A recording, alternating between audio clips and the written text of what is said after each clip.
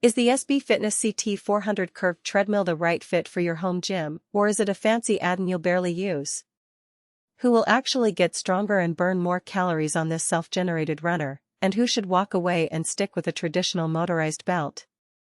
And for the average shopper wondering if the price tag is justified, is there enough day-to-day value to make it worth the investment? Link is in the description if you want to check the product details on Amazon.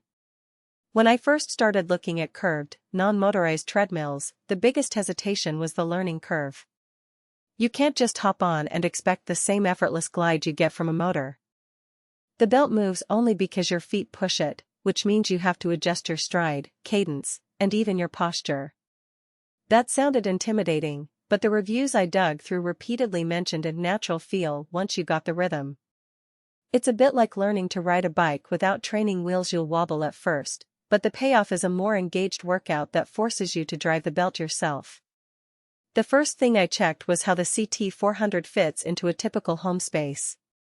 The frame is a solid rectangular box, about the size of a standard treadmill, and it comes with transport wheels and a single handle for moving it around. Setting it up is basically unboxing, attaching the front handle, and leveling the feet. No need for a power outlet, which is a relief if you're in a garage or a spare room without easy access to electricity. I actually rolled it onto a concrete slab in a corner of my home office and it sat level without any extra shims. The lack of a motor also means the unit is quieter than a conventional treadmill. No whine, just the sound of your own footfalls and the soft click of the slats. What makes this model stand out are the 3 resistance levels built into the curved deck. They're not a separate motor. Instead, the deck's curvature changes subtly to create more or less pushback.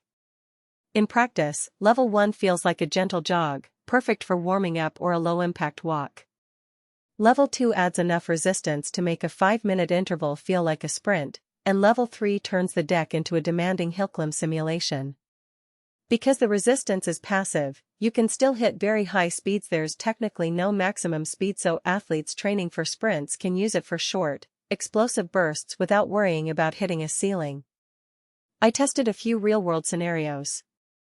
First, a 30-minute HIIT session where I alternate 30 seconds of all-out sprint with 30 seconds of recovery. The digital display updates instantly, showing time, distance, speed, calories, and total miles logged.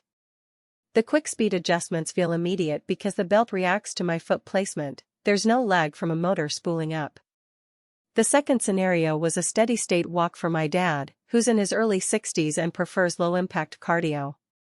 The curved surface actually reduces joint shock compared to a flat motorized belt, thanks to the flexible slats that flex under each footfall.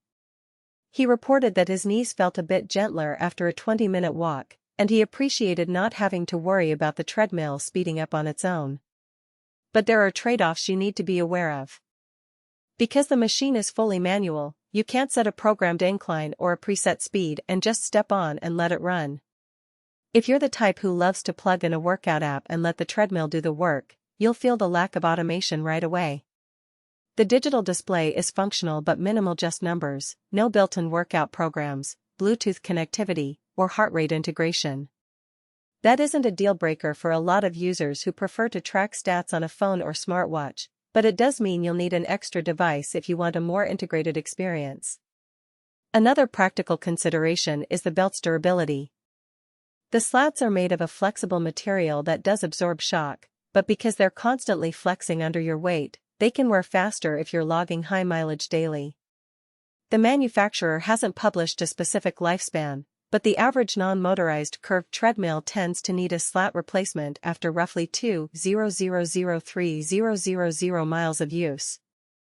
If you're planning to run multiple times a day, that could become a hidden maintenance cost. On the flip side, because there's no motor, you avoid the typical motor burnout issues that plague high-end electric treadmills after a few years of heavy use. Who should buy the CT400? If you're an athlete or a serious fitness enthusiast who wants to improve running form, increase calorie burn, and enjoy the feel of a self-propelled treadmill, this is a solid choice. The resistance levels give you the ability to mimic hill training without a separate incline mechanism, and the instant speed response is perfect for interval work. It also shines for anyone who needs a quieter machine that can be placed anywhere without a power outlet. Think a basement gym, a small apartment, or a backyard shed.